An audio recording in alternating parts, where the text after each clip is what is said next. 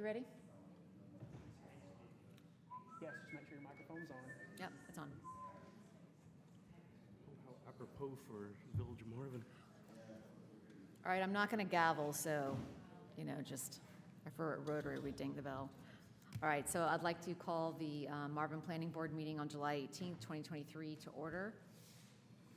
We have a bare quorum, A little more than that now. but we have a quorum. You do need to say who's missing. Oh, I do, okay. So I don't, last names. So Mike Lavelle is absent. What's Marcus's last name? Williams, thank you. Names are not my strong suit. And let's see, our representative from the council, Bob Markleese, is also not with us tonight. I think that's it. You're good. All right. So adoption of the agenda. Anyone have any changes, comments, questions? Nope. All right, if we could get a motion to approve. All seconds, anyone? Second. And all in favor? So moved. Previous minutes, has everyone had a chance to look at the previous minutes? Any questions, changes, or comments? None for me. If I could have a motion to approve. So moved. Second. All in favor? Aye. All right. All right, public comment period. I don't know if we have anyone signed up. I know there are people in the house, but I don't know if anyone's signed up I to will, speak. can you grab the sheet for me, Rich? While he does that, I'm going to read a comment submitted online. Is First, your microphone on? yes, microphone is on. Hard to hear you. The first comment is from Thomas and Lindsay McCandless of 8008 Pampas Lane. Dear members of the Planning Board, I am writing to express my concern regarding the proposed commercial development that is intended to be constructed directly behind my property. As an affected resident, I am deeply concerned about the potential negative impacts that this development could have on the well-being and quality of life for myself and my neighbors. I have identified 6 significant concerns that I urge the Planning Board to address before making any decisions on this matter. Number 1, inadequate setback. My first concern pertains to the setback distance between the proposed commercial development and our residential properties. The current setback, as outlined in the plans, does not provide a sufficient buffer zone to maintain the privacy and visual separation between the commercial and residential areas. I firmly believe that a longer setback is necessary to minimize any adverse effects on the neighboring properties, given that right now there are several parking spots proposed at the rear of the property. I respectfully request that the Planning Board reassesses the setback requirements and ensures an appropriate distance is established to address this concern. Number 2, insufficient fence height. Another key concern is the height of the fence that is intended to separate the commercial development from our properties. The proposed fence height is inadequate to effectively block any visual intrusion, preserve privacy, and mitigate the impact of the development on our living spaces. I strongly urge the Planning Board to require an increased fence height that provides a greater sense of privacy and helps maintain the peaceful character of our residential area. Number 3, specific lighting plan. The potential for light pollution resulting from the commercial development is a significant worry for myself and fellow residents. It is crucial that a comprehensive and specific lighting plan is established to ensure minimal impact on our properties. This plan should include measures such as using shielded light fixtures, directing lights away from residential areas, and employing timers or sensors to control lighting during non-operational hours. I implore the Planning Board to make the implementation of an appropriate lighting plan a mandatory requirement for this development. Number 4, noise mitigation and tree preservation. Noise pollution and the preservation of mature trees are vital concerns that should be thoroughly addressed by the Planning Board.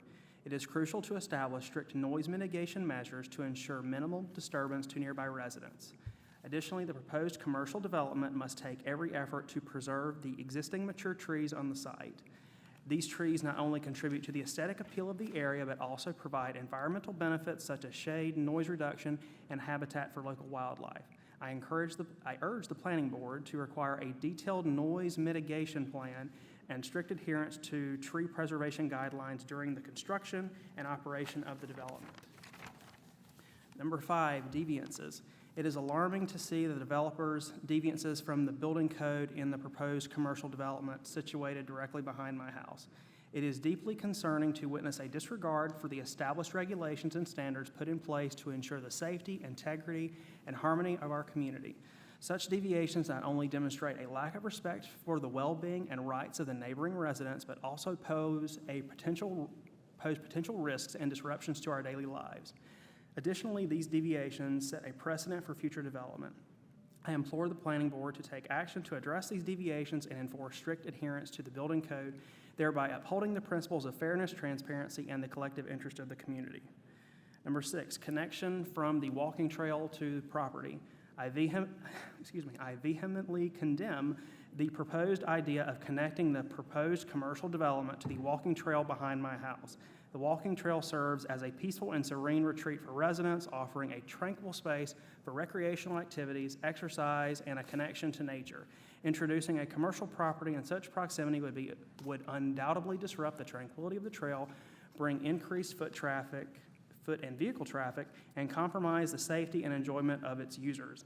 Furthermore, it would diminish the original purpose of the trail as a recreational space and diminish the quality of life for nearby residents. I urge the planning board to prioritize the preservation and sanctity of the walking trail while not burdening existing residents. The rest of the comments will be entered directly into the record because we hit the 3 minutes. And these are in your packets. If you do wish to view them, I uploaded them today. And they'll be in the minutes as well. Because we don't know exactly what everyone's address is, where they are in Marvin, could you tell us just confirm what property they're discussing? Which commercial property? Excuse me, yes, it's 80, 9908 Newtown Road. Thank you. Okay. All right. Do we have anyone physically present that is signed up? No one else has signed up to speak. Okay, great. Everyone else is just attending. All right, moving on. All right, we are at item B, items of discussion. We're going to start with the discussion of minor subdivision final plat for 9803 Chestnut Road. Hunter. All right, so we have a minor subdivision application for a property there at Chestnut to basically subdivide the the 2.89 acres and basically creating one other lot. The existing lot will be 1.6 acres and consists of the current dwelling. The newly created lot will be 1.29 acres. Per our ordinance, once again, minor subdivision or any final plats have to go to planning board for recommendation and council for final approval. The plat does comply with all our minimum standards, and I can go into further detail, but other than that, that's kind of the gist of it. Since it's just as a minor subdivision, it's pretty much straightforward as long as it complies with our ordinance.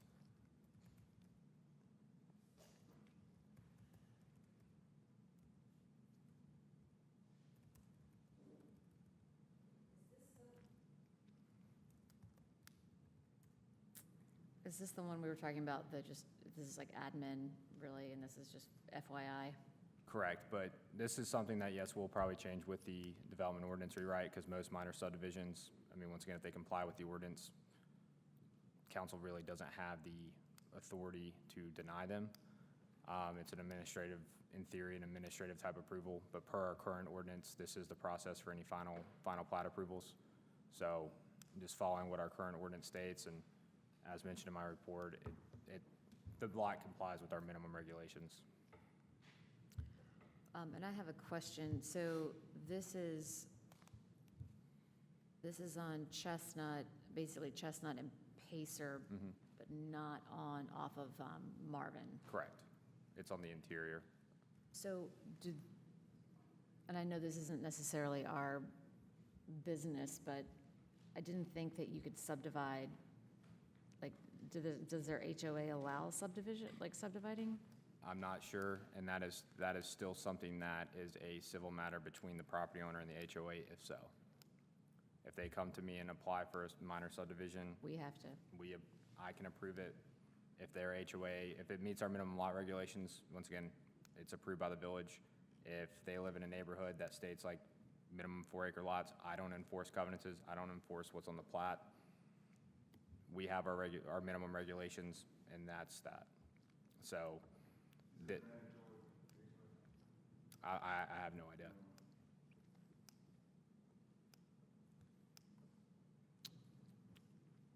so I get that point, I don't know how we would even deal with this from a government standpoint, but like, having to have, I mean, you'd think that we would need to know what those are, so that, because it's the more strict rule stands, and now we're gonna potentially ask neighbors to sue each other in order to, you know what I mean? Like, it Well, just sounds it's like- kind of like, We just don't have jurisdiction. yeah. I okay, so don't no I don't have the authority to enforce HOA covenants. Like I said, out of 90% of the neighborhoods in Marvin, they're already at the minimum lot size, so this doesn't matter. Out of the remaining, it's ones that they have HOAs that are active, and that's why there hasn't been further subdivision, and they have some that aren't active. And, you know, if it reads that in their covenants, is once again, it's a document that I don't have any authority to regulate. And if the ordinance, or if the proposal meets our minimum requirements, we must approve it. Got it, okay. Anyone have any, I mean, it's pretty straightforward. There's nothing to deal with sewers, there's not a lot Yeah. here. It meets all the requirements, setbacks.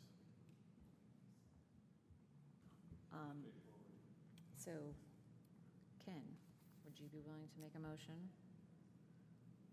And there is a draft motion. Yep, at the very bottom of the planning board memo. I state your name.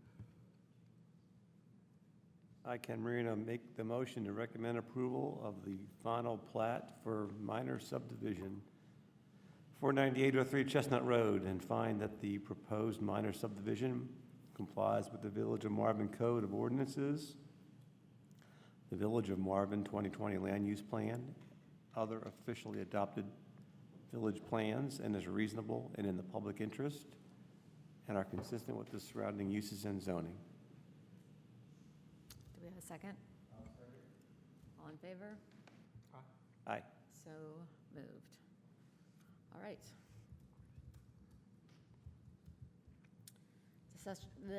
Discussion of Sage and Marvin preliminary plat and construction plans. Once again, this is another one that, per our current ordinance, all construction documents and preliminary plats are reviewed and recommended by the planning board, you know, as advised by the consultant, Rick from InFocus. You know, there's certain recommendations and stuff that definitely can be mentioned by planning board. It just, they don't necessarily have to adhere by them just because this is more of an administrative approval. With that being said, the Sage Equity, which is formerly Exponential Development, still the same applicant, Mr. Brandon Maxwell is back there, has submitted their preliminary plat and construction documents for the Sage at Marvin, which is formerly the Estates at Marvin Acres. Major subdivision. It was originally for 23 lots, but if you recall, was it the past meeting? They had those 3 larger estate lots that were 5 acres or a little bit greater that they took out of this out of the total major subdivision.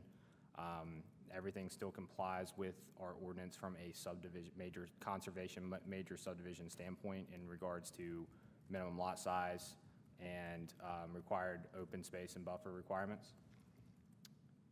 So now this proposal only includes those interior conservation lots, so it's a 20-lot subdivision. I'll kind of, in short, they just sent me the revised plans today. They were updated into your packet. Our standard process for this is kind of bring them in front of planning board. You guys provide, you know, a recommendation. Staff always outlines that recommendation to be contingent upon final engineer and staff approval, as well as any applicable outside agencies. The original submittal was reviewed by staff and the engineer. Those comments were sent back to the applicant. those comments should be reflected within the newly proposed documents. But at the end of the day, if still, recommended by planning board and approved by council, those final documents still will have to be, no land disturbance is going to happen until all the engineer and staff and applicable agencies have signed off on these plans.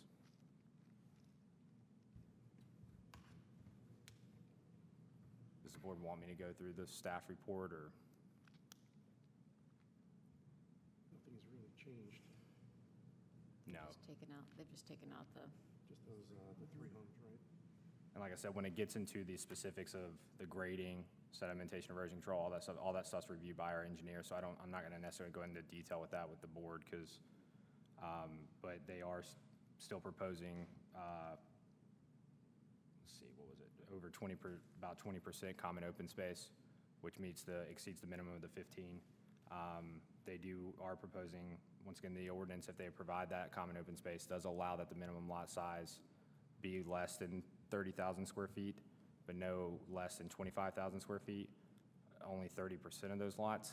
The way it reads is really confusing, so I'm sorry if I confuse you. Basically, 30% of the lots can be less than 30,000 square feet, which is roughly 3/4 of an acre, but never less than 25,000. Once again, they have, I think, 3 lots, so that complies with that minimum regulation. Lot characteristics are, the minimum lot size for conservation subdivisions, 30,000 square feet, unless they're in that, but no greater than 25,000 square feet. Front yard setbacks 50, side yards 20, rear yards 40. The rear yard setback, if it abuts another residential property, so the interior lots of the subdivision, are 75 feet. Everything in the submittal complies with those regulations. And no changes from NCDOT, they're fine, what was it, the 1,000-foot? Correct. Had to be- Where their existing entrance, they're off of Joe Carr. And it's the subdivision with only being 23 homes does not require, with that, the amount of traffic generated in that, does not require any type of additional road improvements off of Joe Carr.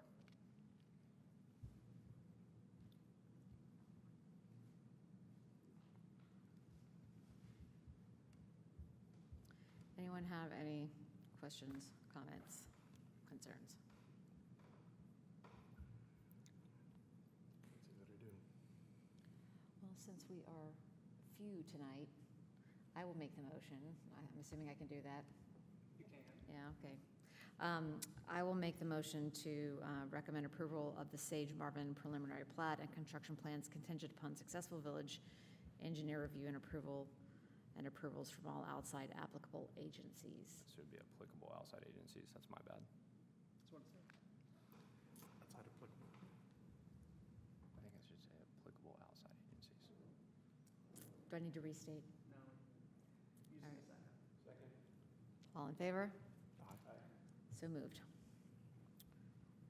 Okay, now We're moving on. Now we have business that we can actually, we'll dive into. The next agenda item is the monument signage for the Sage at Marvin. Per our ordinance, acting as a design review board, it is the planning board's discretion to review the submittal, make sure it complies with the ordinance.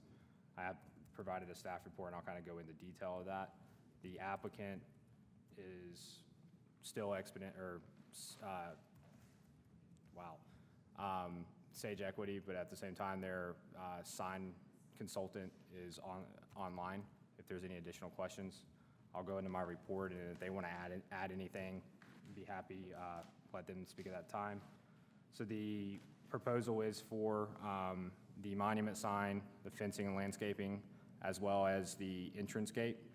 If you recall, in the text amendments done earlier this year with gated subdivisions, they are permitted, and if they are allowed if they meet the requirements that we passed which is 151.069, which basically kind of goes over the stacking requirements, the aesthetic requirements, maintenance and deed restriction requirements, and all that. For new subdivisions, the gate, the allowing for a gated subdivision is approved at the time of their sketch plan, which this was. The final requirements of the gate with the maintenance plan and kind of those requirements just have to be submitted and considered with the final approval. But the actual design and aesthetics is something that we are reviewing at this time with the sign. Getting into the sign itself, per the ordinance requirements of the sign dimensions, the maximum square feet is 40, the minimum height 6 feet, the minimum depth is 2 feet, and the sign base height per ordinance is minimum max of 2 to 4 inches. I'm pretty sure that's a typo and it's 2 to 4 feet. This sign proposal does have the area of 10 square feet, the height 6 feet, so it is right at the minimum. The depth is 2 feet 11 inches, which exceeds that minimum, and the sign base is 6 feet, which is all included kind of in the same, so it's all does comply with those minimum ordinance requirements. Let me get into their submittal. And does the backlit lighting and, I guess, will we know what, like, the light plots? Any light, like, are you talking about lighting of the actual sign or lighting on the columns? Lighting on the sign, and then it has, each of the columns seems to have a light post in the middle of them? Yes, sticking up the top? the light, those are low voltage. I'm pretty sure, Cecilia, if you want to jump in, is there any planned photometric, like lighting for the actual sign, like any type of uplighting or around the light or around the sign itself? So, currently, can y'all hear me? Yes. Okay, so, yes, currently we have proposed that the laser cut lettering on the sign base itself would be backlit, and that would just light it up from behind, so nothing super bright. And then on each of the columns for the sign, you see a lantern there, which we have not selected the actual lantern yet, but again, it would be pretty low voltage just to eliminate the sign itself.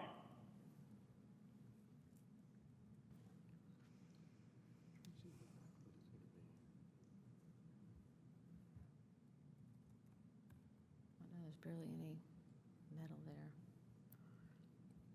See where it's definitely hanging, I mean, not the lights, but I think it would be, from ground up. no, it's going to be backlit behind the lettering. Oh, in the sign itself? Yeah. I didn't see that, okay. Is that correct, Cecilia? Yes, that is the intent. We need to work with the lighting consultant on this to make sure that there's a product that can go behind those letters just because they are so thin. But I think we found one that will work. It's kind of like a tube light strip that goes behind them, and the letters would be protruding an inch or so off of the sign so that the lights could fit behind. And so this is like. We have that This is like a Dura lamp, specified like on- LED lighting? Exactly, it's the Duralamp Mini Duraflex outdoor lighting. So it's not gonna blind anybody as they're driving by.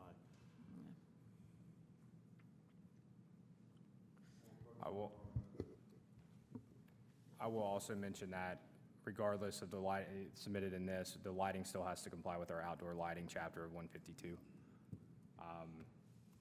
So those details and some of that's some of the concern, or the planning board kind of bringing up, will, still has to comply with that ordinance regardless if it's approved with this or not.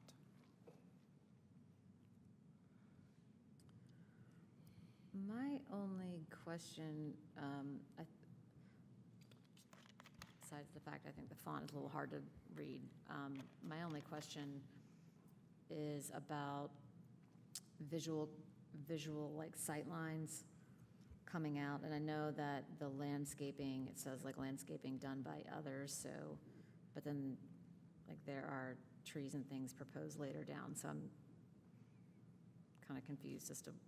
So regarding to site triangle and stuff, or some of this does correlate with their construction documents.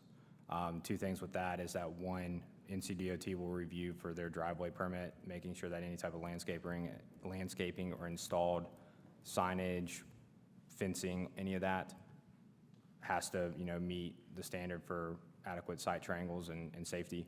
And same thing, that is also reviewed by our engineer for those same concerns. And if you don't mind me chiming in here, we have the site triangles noted on our plans. You'll see the little hatched area just Just saw outside that, yeah. the I ju- driveway, so our is situated outside of that. Thank you for pointing that out. I just noticed it this minute you started talking about it. Other than No that, I mean, I problem. think the materials, I mean, while I can't see the color, the materials look really nice. The signs, I love the post going across the two columns. Anyone else have any questions? No, ma'am. So I do want to just go over to, so with the sign, if there's no questions, I do want to kind of get into the fence, the gate, and some of the landscaping, just to make sure you guys are aware. So they also are proposing a 5-foot privacy fence, which does comply with our ordinance regulations along the side property line where the landscaping's at. The entrance gate also is 5 feet in height, which complies with the ordinance requirements for gated subdivisions. The column height's 6 feet, which is, off the top of my head, it's either the minimum or the max. Either way, the 6-foot column does comply as well for the gate. It does meet the goal and intent of that ordinance with the rural aesthetics. They also do have the kind of, what do you call it, the gate box when you kind of come into the development. If I recall, Looks like there's multiple stacking as well, so that, yeah, that's roughly 100 feet off the right-of-way, which does provide, well, sorry, let me rephrase that. The gate is 100 feet off the right-of-way, which does provide adequate stacking, as well as that entrance keypad would also provide turnaround for any denied access. So all that does comply with the ordinance requirements. so it looks like there's technically an in and an out lane and an additional lane for guests. Correct. I'm assuming that any residents will probably have any type of like button or something that when you pull up to it, it'll automatically open, and then there'll be a keypad to ring in or code in for any guest, and so, or deliveries. And so that would, if denied access, that would provide the turnaround required per the ordinance. And also straight access for any emergency vehicles. Yep. So, Is the gate breakaway in case the fire department or something needs to get through? Or do they not need that with, Yeah, they'll have a Knox box, so they'll have a key for that, and when they open it up, it'll automatically open the gate.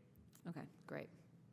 Because it's a nice gate, you don't really want And to, we you know, have also, anything per our ordinance too, is that we request that the applicant or the development, however, if it's property manager, HOA, to provide that information to EMS.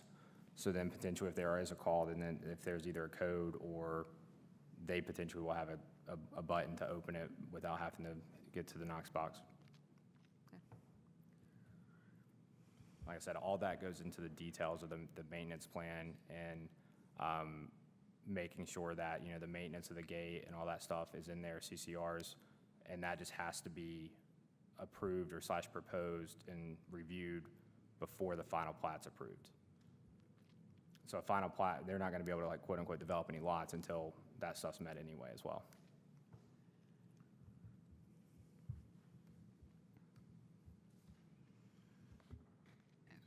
Anyone? I'll do the motion.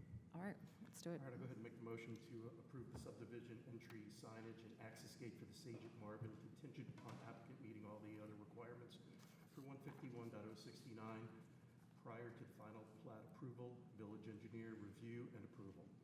A permit for the sign shall not be issued until the development has been approved and issued on the land development permit.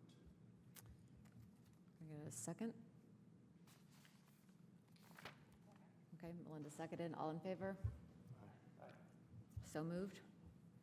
So just real quick on both of those. So the preliminary plat and construction documents, there'll be council will call for a public hearing at the July meeting, public hearing at the August meeting. For the signage and stuff, council just has to affirm the decision of the board, and so that will also be affirmed at that August meeting as well. Okay, great.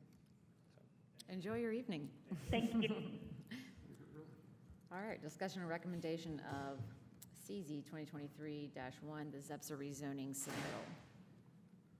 Okay, so I know this has been on the agenda the last couple months, so just kind of want to remind the board and everybody that the village has received a rezoning application for the property located at 9908 Newtown Road to rezone from Marvin Residential to Marvin Heritage District Commercial only. They are basically, I've included in the packets the kind of flow chart. They're in basically step 7 of 10, which step 7 is the planning board review and recommendation. After this step, it does go to village council for public hearing and consideration. If approved, then there's some, following steps after that. The part of the applicant team is here tonight, and I know that you guys, like I said, have had this on the agenda the last 2 months, so I'll kind of dive into my staff report. So the property is 1.58 acres, and it is there located off of Newtown Road. They are requesting to rezone the property basically for commercial, light commercial uses such as retail, restaurant, and office, kind of to follow the recommendations in the Marvin Heritage District Small Area Plan, as well as the regulations in the form-based code. The getting into the analysis of my staff report is that the subject property, as mentioned, there's an existing residential farmhouse structure.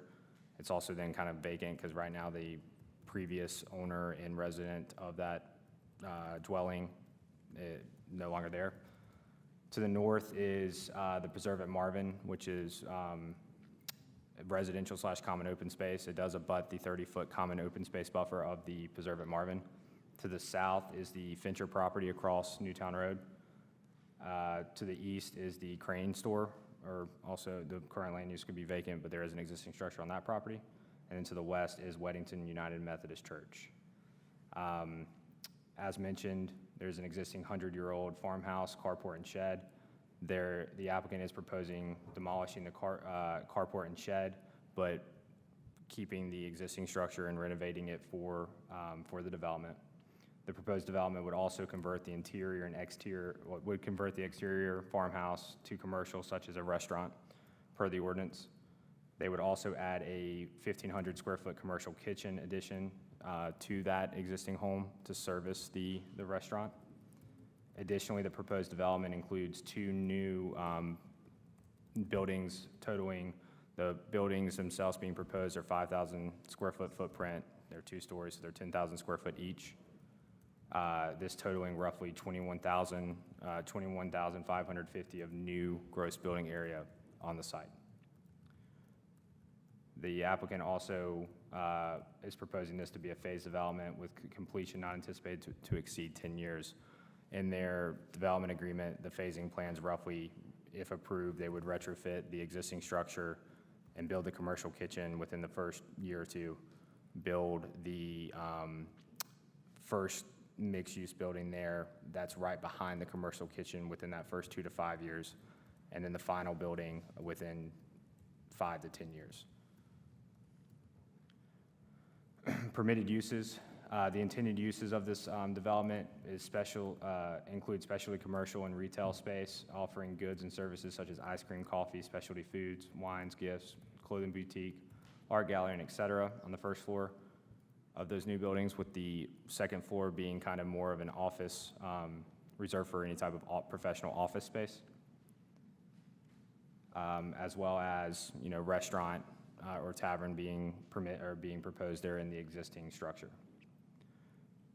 Which if approved, the applicant's basically requesting that their permitted uses and all uses are, they're not requesting any additional permitted uses. They will just comply with what is already permitted through the form-based code for commercial only. Tree preservation, the applicant is proposing to disturb as little as possible and save the larger canopy trees on the site where possible. That is kind of already outlined in the detailed site plan. However, if approved, the applicant will have to prepare a tree preservation and removal plan, as well as a mitigation plan with their construction documents, and that will be reviewed at that time for further compliance. For water and sewer utility, the development will utilize Union County water and sewer. The applicant will have to secure the required easement and right-of-way encroachments as necessary, as required by the county. as well as they will have to seek that approval from Union County for their infrastructure extension improvements. I know that some question may get asked is where the county's at with water sewer. You know, the village is making a rezoning decision. If the rezoning gets approved and the county for some reason does not permit or allow or deny any type of water sewer infrastructure improvements, then once again, it's on the developer to figure that out. We are just looking at this from a land use, and there's other applicable agencies after, if approved, that they would obviously have to get those initial approvals from. However, if approved, the water and sewer plans will be included in their construction documents. Buffer, the developer is proposing a 20-foot buffer at the rear of their property. They're also including a 6-foot high solid wood fence.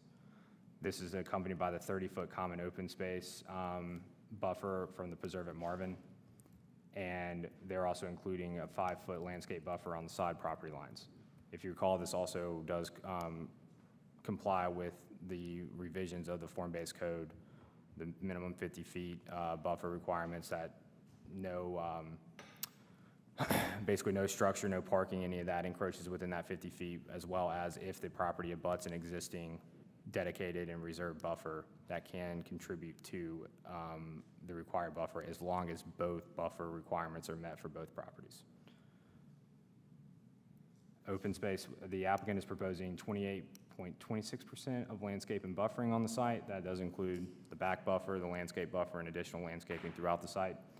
They're also reserving roughly about 12% of pedestrian-oriented sidewalk and outdoor amenity space on their site plan. They have that front fenced-in kind of outdoor amenity space, as well as the sidewalk connectivity and the outdoor like seating areas for any potential uses of the development, all kind of contribute into that percentage. This totals roughly 40.13% of reserved open space from the development, which does comply with a minimum of 30% of the ordinance. Parking, the proposed development is proposing 53 parking spots with 4 ADA accessible parking spots. The applicant states that the off-street parking will be provided based on marking, but connections to existing trails and the proposed loop will also provide the area with connectivity or access into the development. The form-based code does not have minimum parking lot requirements per uses. It just has minimum ADA requirements, so proposed parking does meet the requirements of the ordinance. Finally, outside agency notes, the applicant has already consulted with Union County on water sewer and had those preliminary conversations. They've also had conversations with NCDOT, and it's already kind of been directed that if approved, that development will only be right in, right out off of Newtown Road at the current moment. Additional road improvements may be required, but once again, that would be required by NCDOT at the time of the construction document phase, if approved. And then finally, the applicant, has met the ordinance requirements, has held their 2 public involvement meetings. The first was on April 19th, and they held 2 sessions for that meeting. The second was on June 6th. They were both here at Village Hall. The sign-in or attendance of those meetings, as well as the minutes, are included in your packets. Any questions over kind of the analysis of the submittal? What did you just say? I said, is there any questions on the general information of the submittal?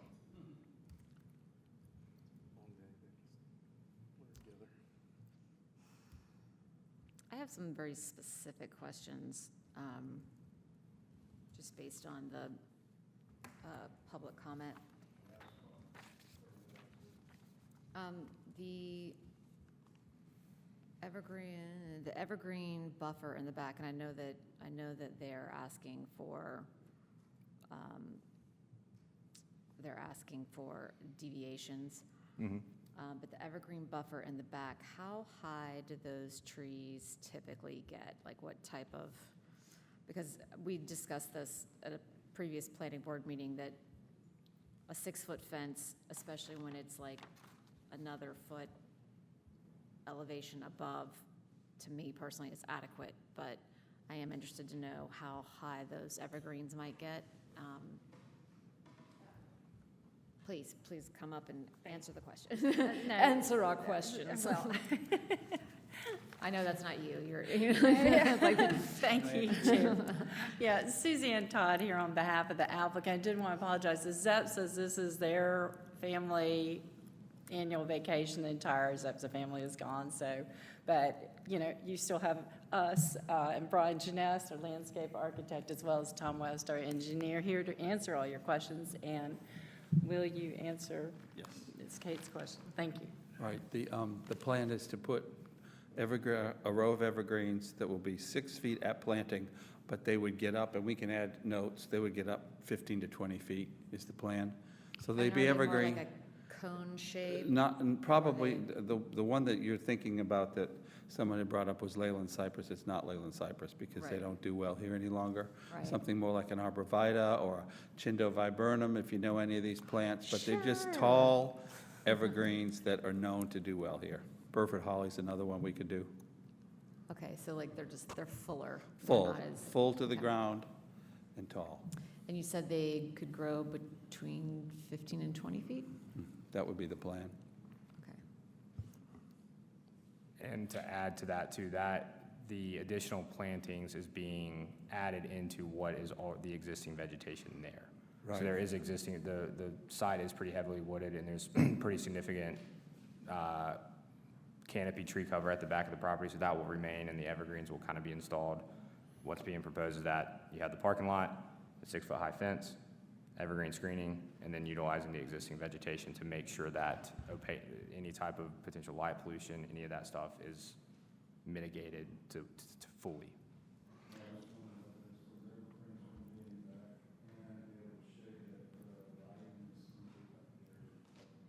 Right, and, you know, we'll have to see once we get out in the field, but we'll really have to, the plants, we can put typical plants, but we're really gonna need to determine it based on the light, because if there's shade, then we're gonna have to do certain things versus sun.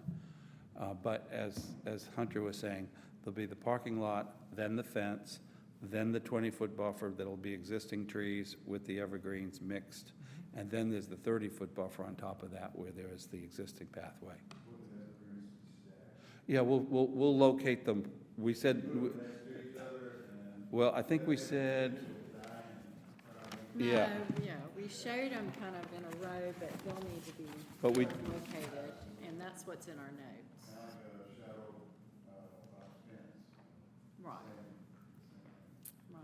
No, the goal is to make it a good, nice opaque screening. To add to that too There's is a that. note on our site plan, Right here. yeah. It just says that right here, sorry. It says, a buffer comprised of a 20-foot undisturbed buffer yard, 6-foot tall solid wood fence, and a row of evergreens is generally depicted on the rezoning plan. Said evergreen shall be minimum 6 feet in height at the time of installation. Right, and then also, we've got a little note over on the site plan that we're gonna field Just kind of gives you an locate. example, but they'll have to be field located. And again, if we do, let's just, another evergreen that could work back there would be magnolia, honestly. But we just need to see, once we get out there, where the trees are. So you can still put the evergreens in there, but maybe plants. Yeah, they might be staggered through there, they could be in a row, you know, and we could certainly work with the adjacent property owners as necessary if they want to be part of it. We did ask Mr. McCandless if he had a preference as far as, we did actually put in that row of evergreens in response.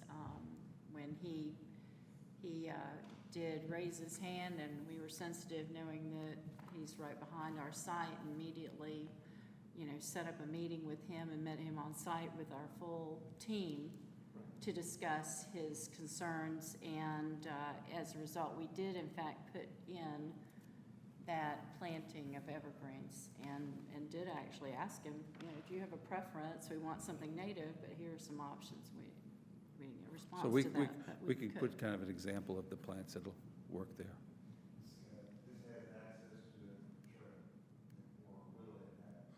On the side? Yes, our site plan actually has a connection to the trail.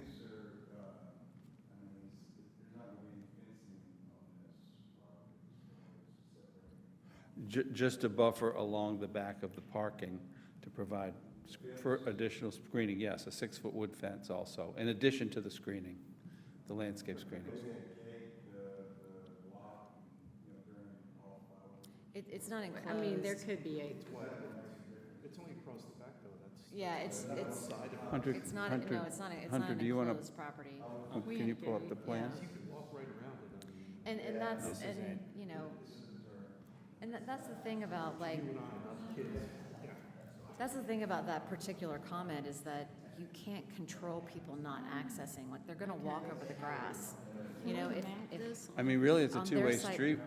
We want people to walk to the site, that's part of, well, so, and that, you know, that came up in a lot of the public information meetings, that a lot of the neighbors are very excited about walking to the site.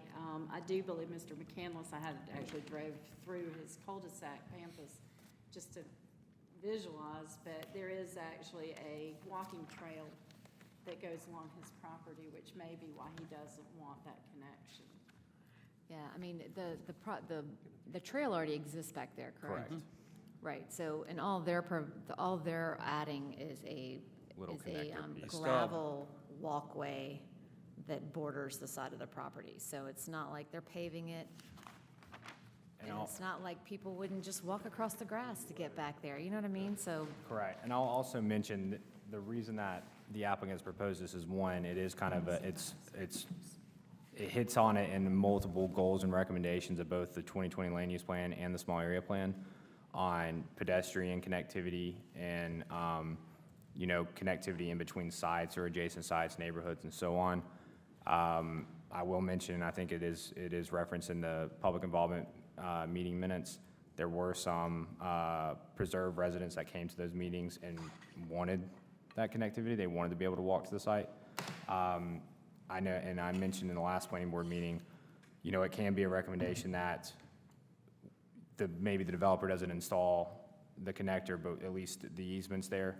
And then, you know, we can kind of see how it goes, and if it's requested, you know, later on by residents of the preserve, or even, you know, one still using the trail, the easement secured, and the amount to install a crushed gravel path into the lot is bare minimum to that, so, but, we don't have any time limits like a park and rec, right? I mean, I know Marvin Eford Park has closed at dark or dusk, but like our trails don't have any time no. requirements or time. From a public safety standpoint, typically you know, pretty much if you're on the trail at night, you can't see, and so it's potentially people causing issues anyway. If it's full moon, you're gonna see, but otherwise, it's. Correct, but yeah, we don't, with all our greenway paths and stuff that run through neighborhoods and everything, we don't have any type of gates or anything denying access after a certain time.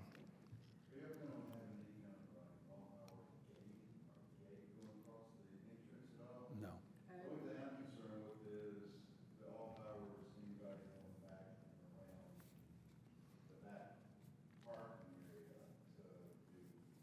Well, I'm sure if there becomes a problem, they'll have security. Yeah. You know, they'll do like anybody else would in a business. I live across the street from the school, and they're always over the bus park.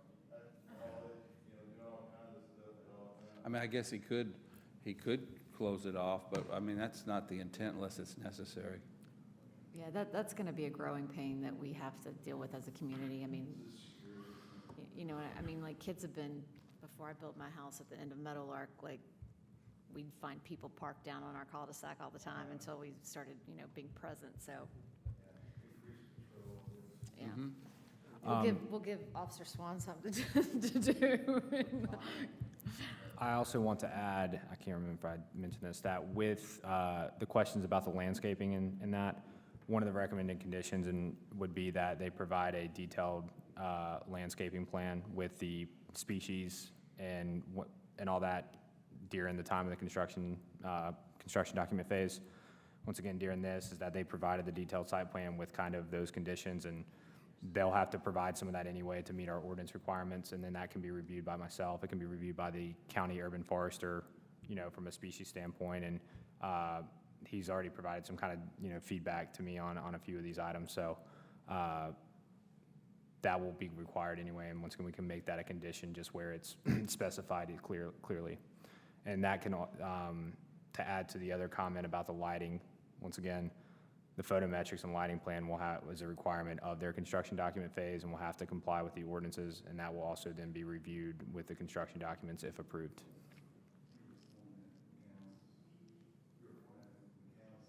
This is the McCandless property here. This is the buffer, I mean, this is the, Move this up a little? I mean, I can bring it up here if you need to see it.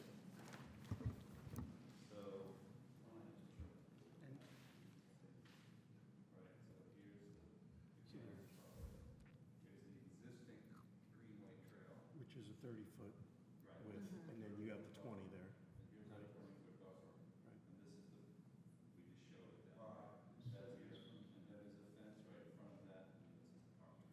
there's no way you're going to stop people from walking right and left if they wanted to. This is the connection right here to the greenway, right here at the very end of the parking. Right.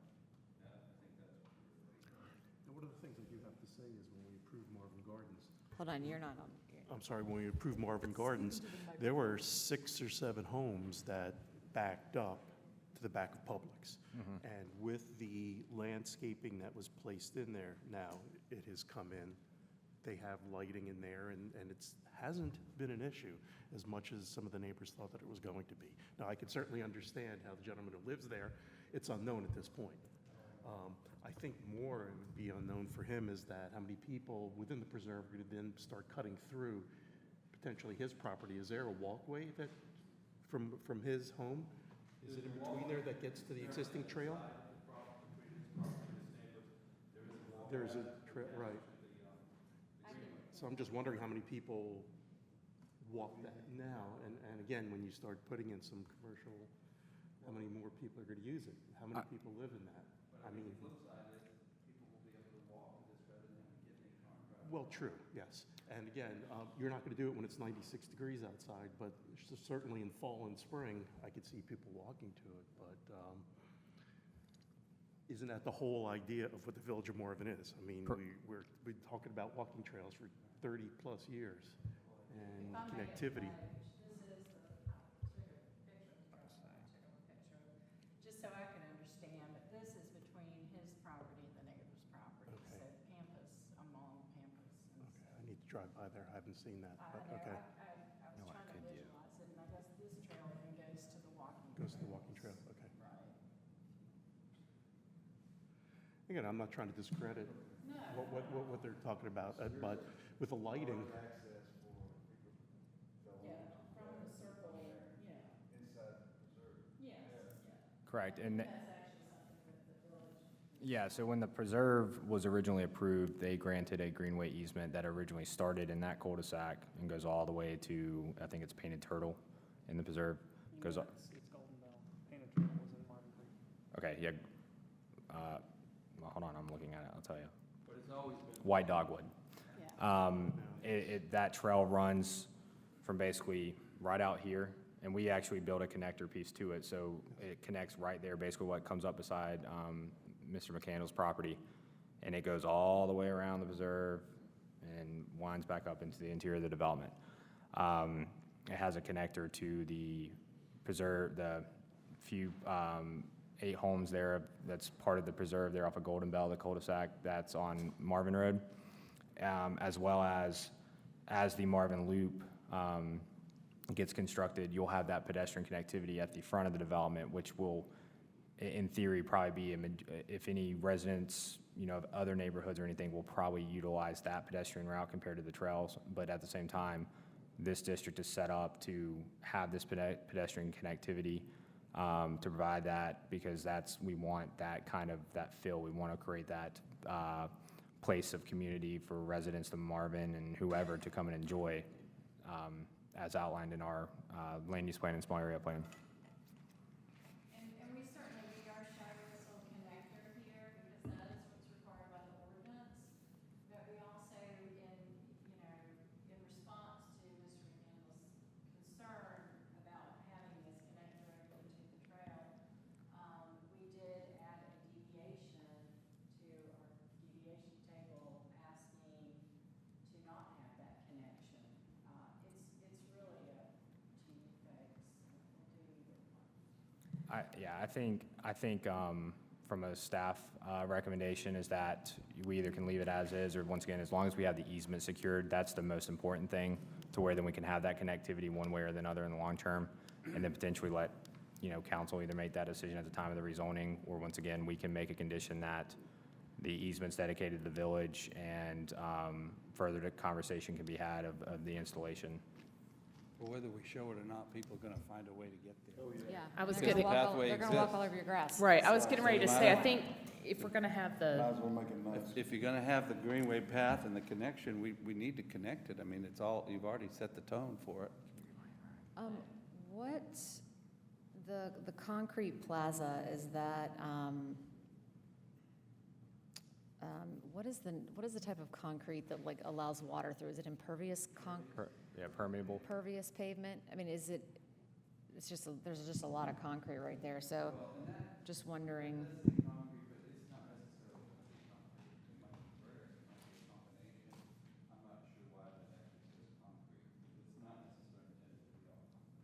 Yeah, and to add to that, one of their deviations is that they are proposing the parking lot to not be paved, to be a fine pea gravel, The pebble. which will help from an impervious standpoint. That is one of their requested deviations as well. From a staff level, staff is fine with that, as long as one of the conditions that gets approved, as long as they provide a maintenance plan to make sure that's being properly maintained adequately, and, upkept, because this district is to be a high standard and a high quality, that we want to make sure that we have some means to enforce that. So, but for the ADAs, they have to be concrete. Yeah, they'll be, the ADA spots will be paved. Yeah, the ADA has to be put there. It would be an option to maybe do something else, come up with something creative if. And maybe those might be pavers too. I mean, the goal is to just make it feel like, a small village. So I think maybe we would take that concrete note off, but would be some kind of solid surface. Well, wouldn't that be right in front of the retail, Yeah, with sidewalk? but kinda? it's not necessarily concrete. It Okay. might be brick, it might be a combination. Would the lighting plan come in the construction documents? Yes. Okay.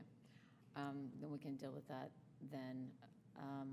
And I will say that one of my recommended conditions must include detailed lighting and landscape plan with construction documents to be reviewed and considered by DRB/VC.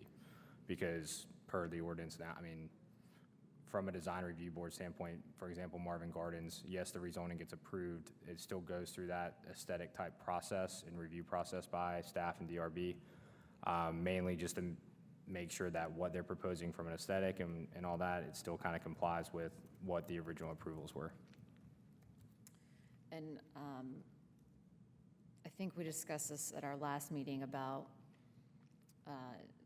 one of the deviations is asking for outside amplified sound, but we talked about our current noise ordinance. Correct. So in the Cover that. in the deviation table in your guys' packets, all but the bottom three, the last three in that table, all the rest that are above that were addressed in the revisions. That revision with the amplified sound is that it does allow amplified sound. It must comply with our noise ordinance, which it's clearly outlined. Once again, if there's a complaint or a violation, that will be issued or be handled just like any other code enforcement violation. And furthermore, that new requirement states that if the restaurant or any type of entity that's holding some type of special event must receive the applicable temporary use or special event permits as outlined in the ordinance. And I think the last three remaining deviations were really the, Sir. loading from the driveway instead of loading dock or loading area. The no connection that was requested from the adjacent neighbor, and then the surface options for the parking lot, so that.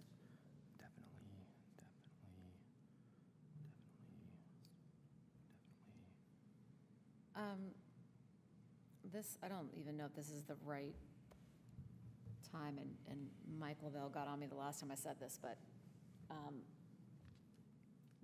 the 40 feet in front of, maybe it's a little bit more than 40 feet. The view shed? No, in the front of the property, kind of like when you guys were talking about like the Blakeney field, like the Blakely, like, field.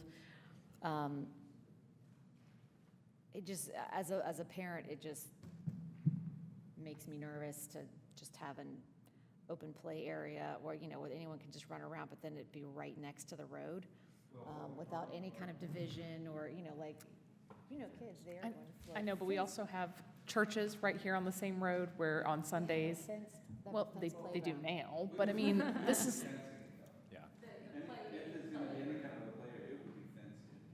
Okay. So something like a split rail with 2-inch chicken wire to make sure nothing goes through. No chicken wire. Electric fence. we have All chicken wire in our children fence. required Looks to put classy. electric No, dog it collars does, yes, on. yes to the chicken wire, absolutely. I mean, 40 lashes.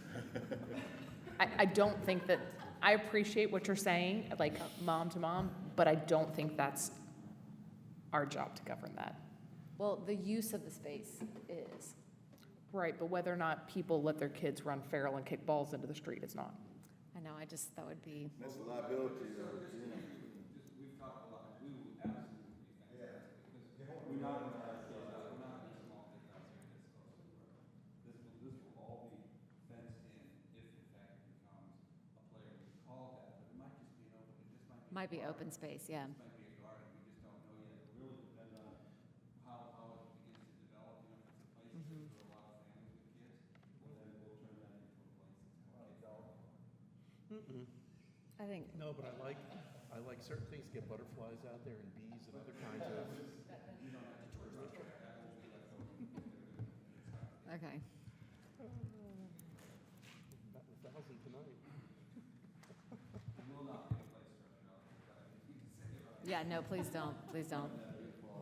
So one of the other things we talked about with the lighting, and I can certainly understand how in the back, but you could also put some kind of down lanterns. Yeah, Oh, yeah, that's required. So, right, so it wouldn't be not necessarily the large down lights, but just some kind of lantern, so it lights up, which could be a very warm light. Yeah. yeah, Sure. yeah, it doesn't make sense to, And like, we are required to provide That, yes. Ken, you've been awfully quiet. Any questions, concerns, comments? You love it? Okay. Just trying to get a response. And I will say, as far as tree preservation goes, every time we walk out there, Mr. Janess is going, okay, we need to save that one too, and over here, that one, so. Please, because NCDOT just took down Every like time. several hundred-year-old trees down the road. Yeah. On the driveway, there's a beautiful magnolia tree that we're saving right here. And then there are two really nice trees here that we're gonna really work hard at saving. Right here, there's a third one right here. As well as the buffer. So this is good stuff out there, plus everything that's over here. So I'd like to once again say I'm generally speaking against the development of Marvin. That has not been something I'm excited about, or I like the quietness. I like what it was 20 years ago. Having said that, I do, every time you all come before us, I think that you bring the spirit and the passion of Marvin to this, and so it's evident that the Zepses are really excited about keeping Marvin the way that it is. I don't know if anybody else has any comments, but I would be happy to recommend approval of the conditional rezoning. Actually, hang on a second. Okay, well then, jump on in here, Will. I'm going to go ahead and recuse myself on this vote under the circumstances that I own a property. 1 second, I don't know, can he recuse himself with our minimum That's what I was wondering number of about too. folks here? Once again, Be- Because his of owning property's a across the property street, within But I the- don't think he needs to do that.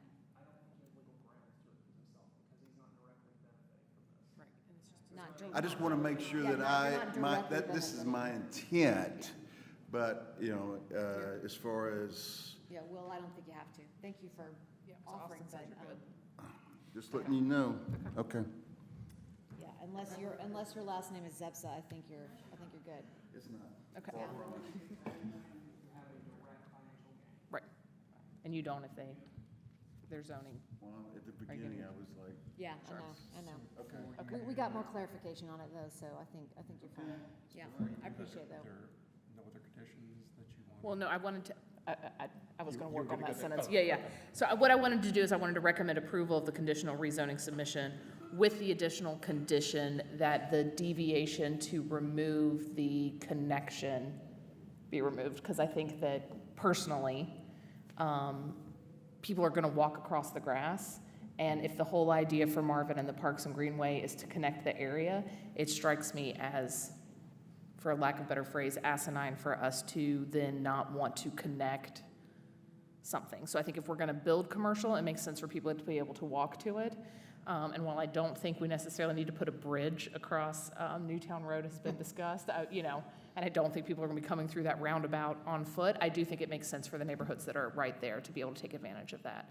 So if that increases walking on the trails that were already built there, that's what they're there for.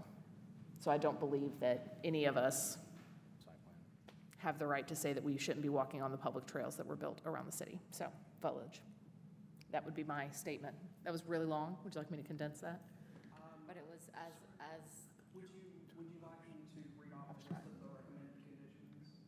I'm sorry? Would you like me to read off the list of the recommended conditions? Is it in our packet or? Yeah, so in the original packet, part of this was to kind of go through the site plan and discuss these.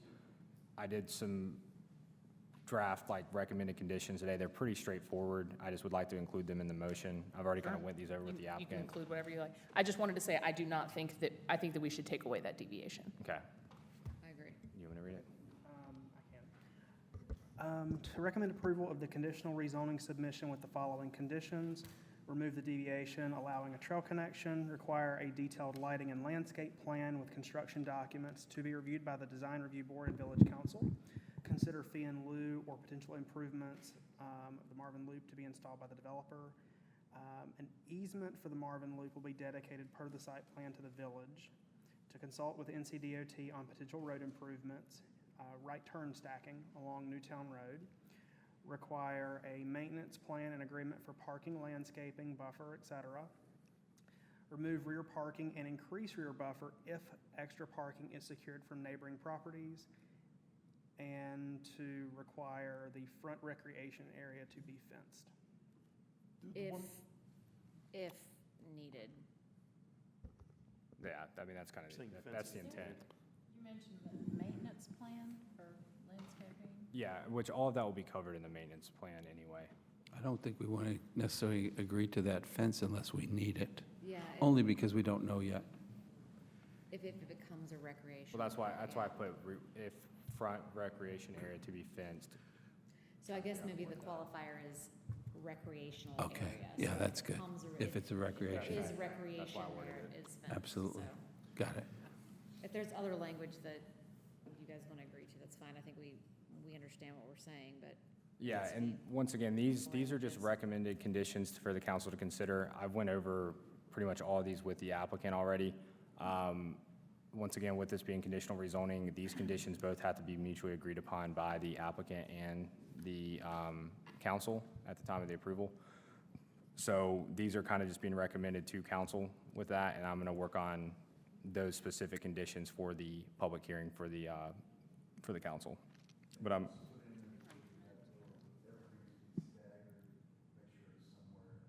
and we'll get that in the landscaping plan later. Yeah.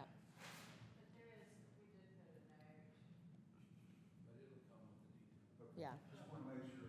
Austin, the second to the last one before the fence, if applicable, what was it had to do with parking in the rear? If additional parking has been secured for other locations such as the Crane Store, the church, or just a neighboring property, that they remove the rear parking. the only intent, once again, that is just a staff recommendation. I think I talked with Peter about this, that, if there were to secure the back church parking or connection with the Crane Store, to potentially look at removing those parking spots at the rear and just increase the buffer. Okay, so It's that's why there was a stub on one of the sides? Yes, or and on both the sides? reason, once again, that parking's being proposed to meet, the needs of what the development is proposing. However, if additional parking is secured or joint parking venture, then that back strip could be considered to be removed and just have additional buffering.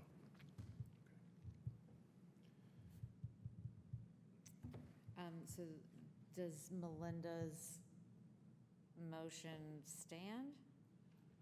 Does she have to make it again? Can I just say What he said? If you want me to restate it, you can say so. So what we're doing that is you're looking to approve the rezoning with additional conditions? Yes. And they have I'll read conditions. it one more time for clarity's sake. To recommend approval of the conditional rezoning submission with the following conditions: to remove the deviation allowing a trail connection, to require a detailed lighting and landscape plan with construction documents, to be reviewed by the Design Review Board and Village Council, to consider fee in lieu or potential improvements of the Marvin Loop to be installed by the developer. Easement for the Marvin Loop will be dedicated per the site plan to the village. Consult with NCDOT on potential road improvements, right turn stacking along Newtown Road, to require a maintenance plan and agreement for parking, landscaping, buffer, etc., to remove the rear parking and increase the rear buffer if extra parking is secured from neighboring properties, and to require the front area to be fenced if used for recreation. So moved. Do we have a second? I'll second. And all in favor? Passes unanimously. Congratulations. Well, on this step. Thank you. Thank you. So, We're just an advisory board, so, It's a step. baby steps. We appreciate it. so Thank yeah, you. before we recess, just want to, outline that now that this has been recommended, it will be on council's agenda of tentative public hearing date of August 8th. During that time, the site-specific plan, those conditions, the development agreement, all of that stuff, which that development agreement includes basically everything, includes that site plan, includes any conditions and any additional things that are mutually agreed upon, will be considered at that time.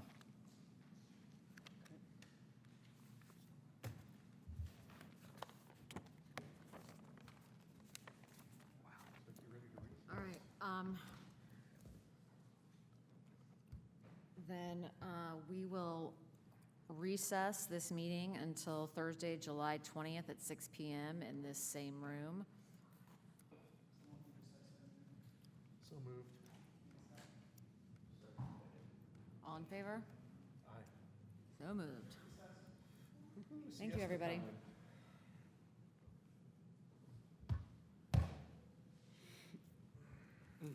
That's a list of those conditions. I can send it to you. Okay, did you say anything about stacking lane? I just said consult with DOT on potential road